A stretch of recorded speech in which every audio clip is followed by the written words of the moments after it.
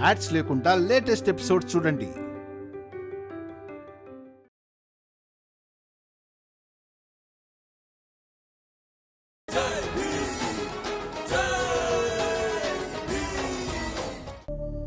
శాంతంగా ఉండటం వల్ల సరైన నిర్ణయం తీసుకోవచ్చని. నువ్వు కొంచెం శాంతంగా ఉండు. ఎవరికి తెలుసు, నువ్వు కూడా కొన్ని సరైన నిర్ణయాలు నీకోసం, నీ జీవితం కోసం, ఈ కుటుంబం కోసం తీసుకుంటావేమో. నా నిర్ణయాలు ఎప్పుడూ సరైనవే అవుతాయి.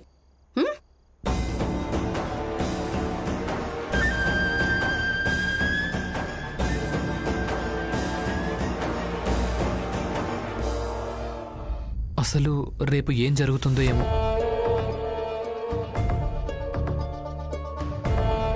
ఒకవేళ వెళ్ళకుంటే మీరు వాళ్ళను కాపాడినట్టు, ఒకవేళ వెళ్ళిపోయారంటే మీరు వాళ్ళని ఆపారని వాళ్లకు జీవితాంతం గుర్తుంటుంది.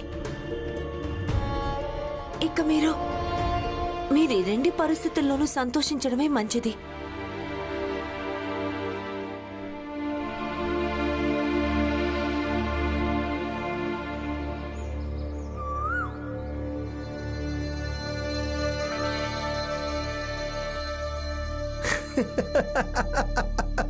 ప్రచండదేవ్ గారు నమస్కారం. ఈరోజు చాలా శుభదినం. ఈరోజు తర్వాత నుంచి మొత్తం దశే తిరిగిపోతుంది.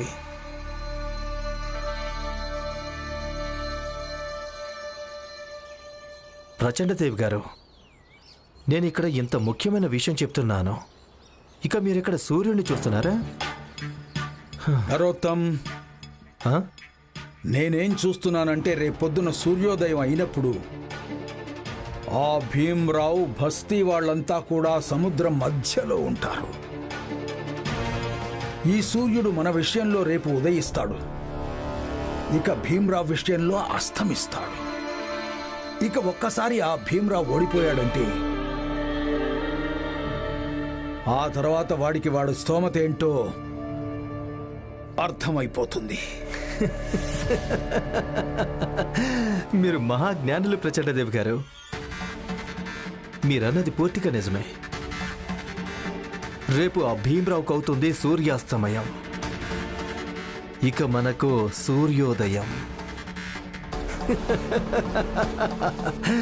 కానీ అందుకోసం అన్నింటికంటే ముఖ్యమైనది ఏంటో తెలుసా? మనం సమయానికి న్యాయస్థానానికి చేరుకోవడం. అప్పుడే కదా మన పక్షాన తీర్పు వస్తుంది. ఇక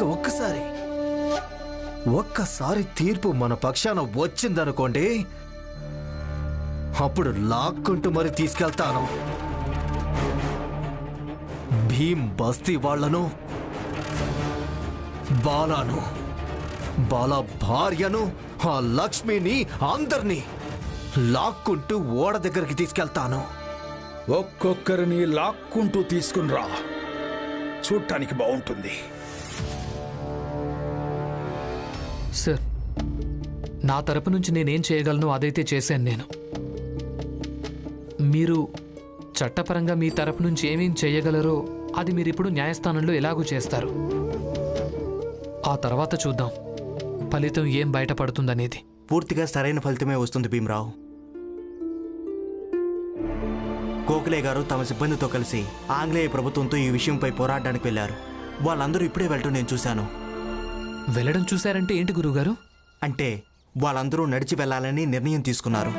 ఒక రకంగా పాదయాత్ర కూడా అవుతుంది, అలాగే మన సంఘర్షణ కూడా కనిపిస్తుంది. వాళ్ళు ఏ దారిలో వెళ్తున్నారో మీరు నాకు చెప్పగలరా? నేను ఈ రోజు వరకు ఆయన అసలు చూడలేదు, ఆయన కలవలేదు కూడా. ఈ రోజు ఒక్కసారి ఆయన్ని చూస్తాను. ఈ దారి స్టేషన్ వైపు వెళ్తుంది కదా, అటువైపు వెళ్లారు. ధన్యవాదాలు గురువుగారు. సార్, నేను మిమ్మల్ని కోర్టు బయట కలుస్తాను. అదేంటి భీమ్రావు, అలా పరిగెత్తుకుంటూ ఎక్కడికి వెళ్తున్నావు? భీమ్రావు ఎప్పుడూ శాంతంగా అలాగే గంభీరంగా ఉంటాడు, కానీ ఈ రోజు అలా ఎక్కడికి పరిగెడుతున్నాడు? చూడండి, అక్కడ కూడలి నుంచి గోపాలకృష్ణ గోఖలే గారు వెళ్ళబోతున్నారు. భీమ్ ఆయన్నే కలవడానికి పరిగెత్తుకుంటూ వెళ్ళాడు. ఓహో, నాకిప్పుడు అర్థమైంది. నాకు తెలిసింది భీమ్రావ్ గిర్మెంట్ కూలీలకు వ్యతిరేకంగా తను పోరాటం చేస్తున్నాడని, అలాగే గోఖలే గారి నుంచి సహాయం కూడా ఆశిస్తున్నాడంట. మంచిదే కదా. గోపాలకృష్ణ గోఖలే గారి మీద ఆశ పెట్టుకోకుంటే భీమ్రావ్ ఇంకెవరి మీద పెట్టుకుంటాడు? చూడండి అన్న, ఆలోచిస్తుంటే నాకేమనిపిస్తుందంటే ఈ కాలంలో అయితే మన భారతీయుల మాటల్ని ఎవరైనా ఆంగ్లేయ ప్రభుత్వం దాకా చేరవేయగలరంటే అది గాంధీ గారు, ఇంకా గోఖలే గారు. అది నిజమే. ఇంకెవరిలోనైనా అంత ధైర్యం ఉందా ఆంగ్లేయుల ముందు మన కోరికల్ని తెలపడానికి? చూస్తూ ఉండండి, మన దేశానికి ఎప్పుడు స్వాతంత్రం వచ్చినా ఆ స్వాతంత్రంలో గోఖలే గారి సహకారాన్ని లెక్కించడం జరుగుతుంది. అసలు మనమైతే మన కళ్ళెదురుగానే పోరాటాలను చూస్తున్నాం, కానీ మన తర్వాత గోఖలే గారి గురించి చదవడం జరుగుతుంది, వినడం జరుగుతుంది, చెప్పడం జరుగుతుంది. అలాగే ఆయన గురించి చర్చలు కూడా సాగుతాయి. అంతేకాదు, గోఖలే గారు ఏర్పాటు చేసిన సంస్థ మనందరి కోసం ఎన్ని పనులు చేస్తుందో. మన పేద కూలీలకు, పీడిత బాధితుల విషయంలో అది ఒక కల్పతరువు అనుకోండి. నేను కూడా గోఖలే గారి ఉపన్యాసం విన్నాను. ఆయన ఎంత బాగా మాట్లాడాడో. ఆయన మాట్లాడుతుంటే జనాలు బిగ్గరగా కేకలైట్ మొదలుపెట్టారు. గోఖలే గారు జిందాబాద్, గోఖలే గారు జిందాబాద్, గోఖలే గారు జిందాబాద్, గోఖలే గారు జిందాబాద్, గోఖలే గారు జిందాబాద్.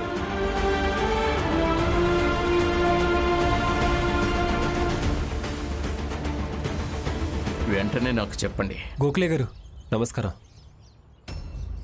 అయ్యయ్యో, ఇవన్నీ ఏం అవసరం లేదు. గోఖలే గారు మీరు ఇక్కడి నుంచి వెళ్తున్నారని మాకు తెలిసింది. అందుకే ఒకసారి మిమ్మల్ని కలిసి కృతజ్ఞతలు చెప్పాలని వచ్చాం. మీరే మమ్మల్ని గిరిమెంట్ కూలీలుగా మారకుండా కాపాడారు. మీరు నాది అలాగే నా కుటుంబ జీవితం నరకంగా మారకుండా కాపాడారు. ఈ పద్ధతిని ఆపడం కోసం పని మొదలుపెట్టారు. అందుకోసం ధన్యవాదాలు. మీకు కూడా ధన్యవాదాలు. అలాగే మీ అందరికీ మనస్ఫూర్తిగా అభినందనలు. ఎందుకంటే మీరందరూ తప్పొప్పులు గుర్తించారు. అందుకే మీరందరూ అగ్రిమెంట్ కూలీలుగా మారి వెళ్లకుండా ఆగిపోయారు. ఇక నేను కోరుకునేది కేవలం ఒక్కటే, మన దేశంలో నలుమూలల నుంచి అగ్రిమెంట్ కూలీలుగా మారే పద్ధతి అది చట్టపరంగానే పూర్తిగా శాశ్వతం అంతమైపోవాలి. గోఖలే గారికి జిందాబాద్, జిందాబాద్, గోఖలే గారికి జిందాబాద్, గోఖలే గారికి జిందాబాద్, జిందాబాద్, గోఖలే గారికి జిందాబాద్, జిందాబాద్, గోఖలే గారికి జిందాబాద్, జిందాబాద్.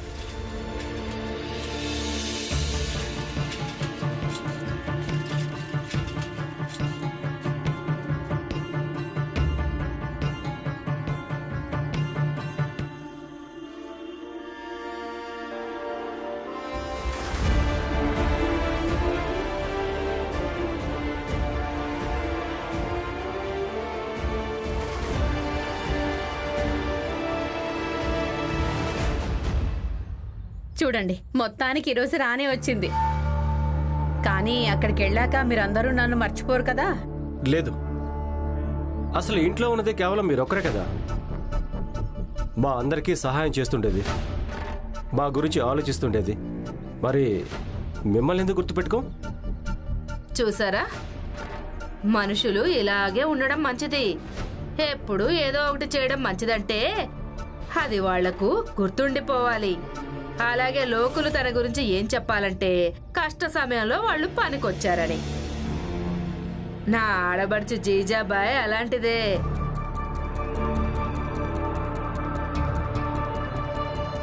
కానీ మీ గారాల భీమ్ అలాంటి వాడు కాదు. సగునాబాయ్, శాంతంగా ఉండండి. మిమ్మల్ని చూస్తుంటే, అలాగే మీ మాటలు వింటుంటే ఏమనిపిస్తోందంటే మీ పాపాలకుండ పూర్తిగా నిండిపోతోందని. ఒకవేళ అలాగే జరుగుంటే మీరు చేసిన పాపాల కుండ ఎప్పుడో నిండిపోయి ఉండేది. చాలా కాలంగా పాపాలు చేస్తున్నారు. నరోత్తం, ఇది చాలా మంచిదైంది వాదించిన లాయరు అలాగే జడ్జి మధ్యలోనే ఉంది. లేదంటే ఇక్కడ కొందరు వ్యక్తులు ఎలాంటి వాళ్ళంటే ఆయన్నే ఎదురుగా కూర్చోబెట్టి సలహాలు కూడా ఇచ్చేయగలరు. ఆయన ఎలా తీర్పు ఇవ్వాలో కూడా ఆయనకి చెప్పేవారు. ప్రచండ్ దేవ్ గారు, ఇంత పెద్దవాళ్ళ కూడా భీమరావును పదే పదే తెప్పిపడవడం, మాటి మాటికి ఇబ్బంది పెట్టడం సరైన పద్ధతి కాదు.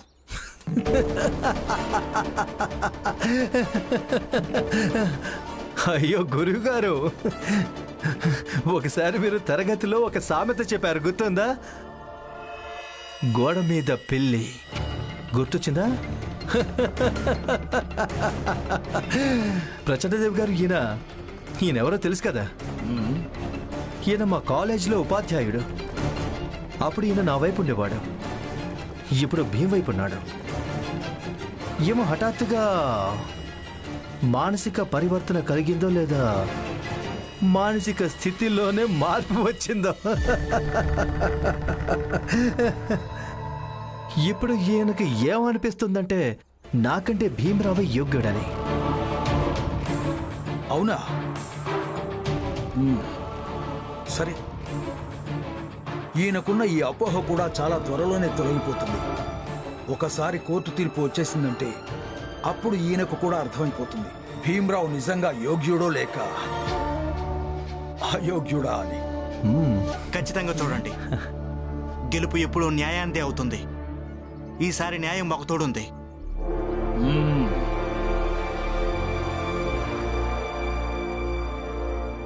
రండి మావయ్య, ఇక్కడ పెడదాం.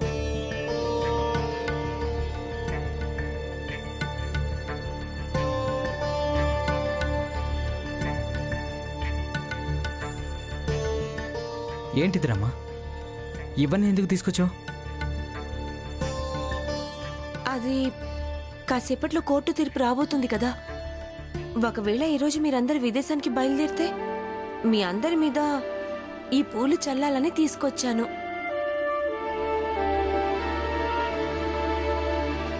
కానీ ఒకవేళ నా భర్త ఈ పోరాటంలో గెలిచినట్టయితే ఆయన మీద ఈ పూలు చల్లి ఆయన్ని గౌరవిస్తాను.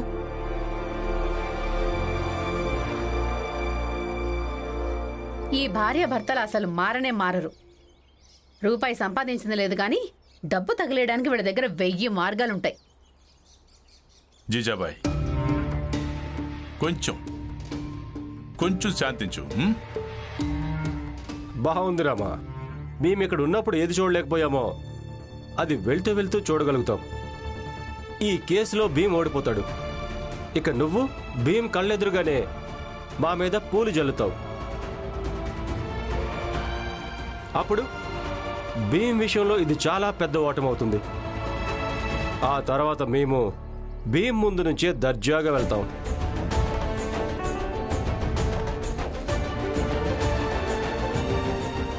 హితేష్ అన్న, ఎందుకు అంతగా ఉత్సాహపడుతున్నావు?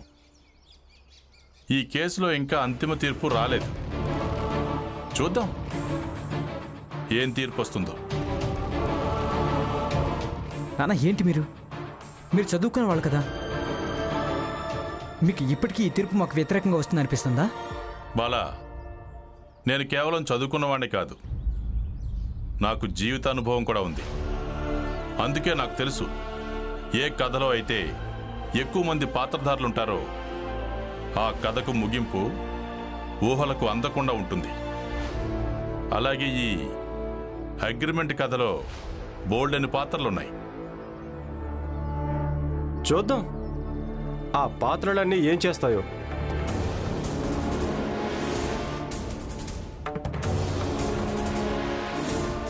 ఏంటి జోకు, ఎక్కడికి వెళ్తున్నావు? మా అందరితో పాటు ఇక్కడే ఉండు. నేను ఇప్పుడే లోపలికి వెళ్ళొస్తాను. అంటే మంచినీళ్ళు కూడా తాగద్దా? తాగు, వెళ్ళు.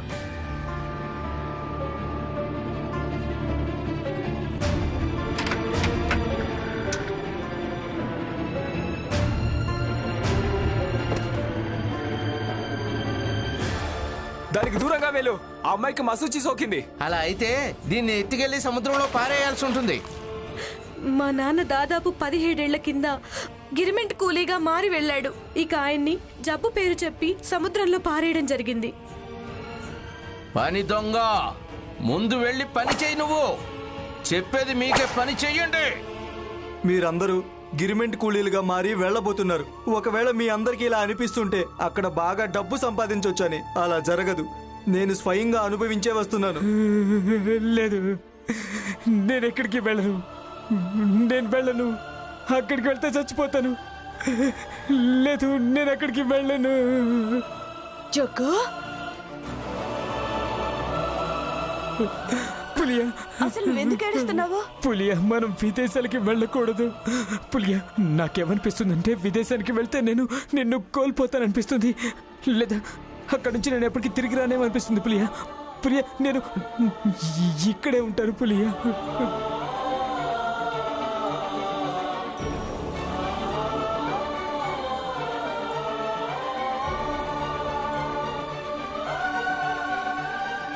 ఇంతవరకు తీర్పు రాలేదు. చాలా ఆందోళనగా ఉంది. అయినా మనం ఎదురు చూడటం తప్ప ఇంకేం చేయగలం మావయ్య?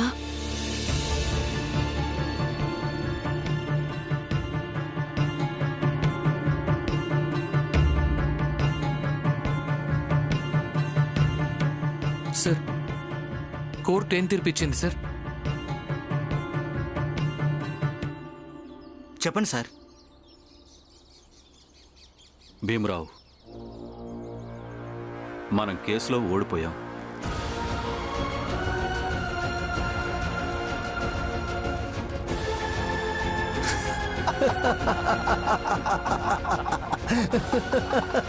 కోర్టు ఏమంటుందంటే ఇది చట్టవిరుద్ధం కానప్పుడు దీన్ని ఆపడం ఎలా కుదురుతుంది అని.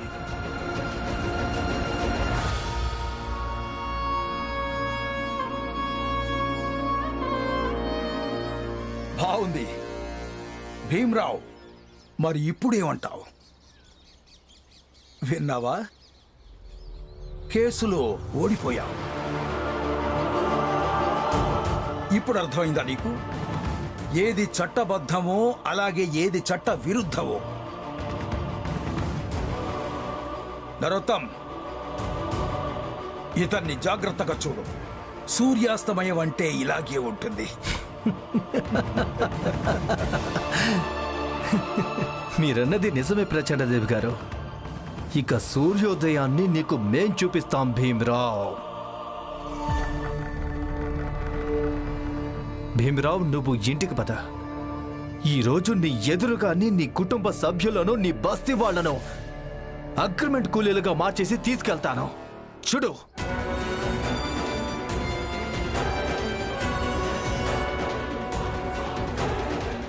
వెళ్దామా?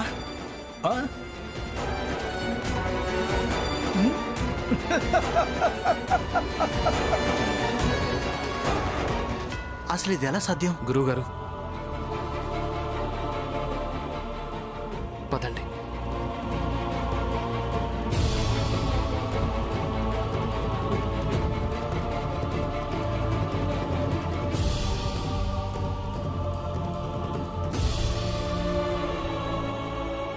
కానీ లేదు, నేను వెళ్తాను. లేదంటే అందరూ ఏమంటారంటే నేను ఆ భీమ్రావ్ ముందు ఓడిపోయానని, నేను తన మాట విన్నానని. ఇక నేను ఆ భీమ్రావ్ ముందు తక్కువ లేదా బలహీనుడి కావాలనుకోవడం లేదు. అయ్యో జోకు జోకు, నువ్వు భీమ్రావు ముందు తక్కువ కాకూడదని, బలహీనుడివి కాకూడదని కేవలం ఒక కారణంతో నువ్వు గిరిమెంట్ కూలి అవడానికి సిద్ధపడతావా? విషయం అంతే కదా? నిజమేంటంటే నాకు కూడా ఇదంతా ఉప్పనిపించడం లేదు. అసలు నేను కేవలం ఓ కారణంతో గిరిమెంట్ కూలీని అవడానికి సిద్ధపడ్డాను. నేను నీకు తోడుగా ఉండొచ్చని. నన్ను వదిలేసి నువ్వు విదేశానికి వెళ్ళిపోతే నేను ఒంటరి దండైపోతానని. నన్ను వదిలేసి వెళ్ళిపోయావు కదా, అప్పుడు నువ్వు లేకుండా బతకడం చాలా కష్టమైపోయింది జోకు. దీనికంటే మంచిదేంటంటే పులియా, భీమ్రావ్ ఈ కేసులో గెలవడం. ఒకవేళ నాకు అదృష్టం కలిసి వచ్చిందంటే అసలు నేనే ఇక్కడి నుంచి వెళ్ళను. ఆ తర్వాత అప్పుడైతే భీమ్రావ్ ఎదురుగా నేను తక్కువ కావాల్సిన అవసరం కూడా లేదు. ఇదిగో జోకు, కిందకొచ్చే తీర్పు వచ్చేసింది.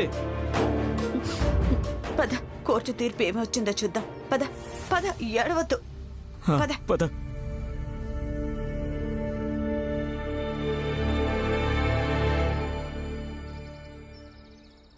తీర్పు మన పక్షానే వచ్చింది. ఇక మనం వెళ్లకుండా ఎవరూ ఆపలేరు.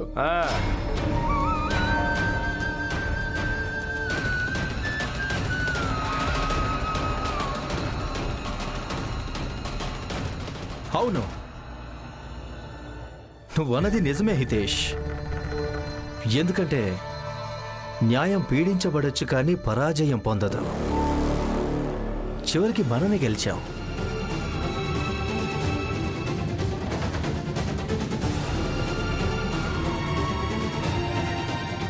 వెళ్ళండి, మేము మీ సామాన్లు తెచ్చుకోండి. ఇక్కడి నుంచి పదండి. నరోత్తం జోషి గారు, తీర్పైనా వినండి. చెప్పు బాబు, న్యాయస్థానం ఏం తీర్పిచ్చింది?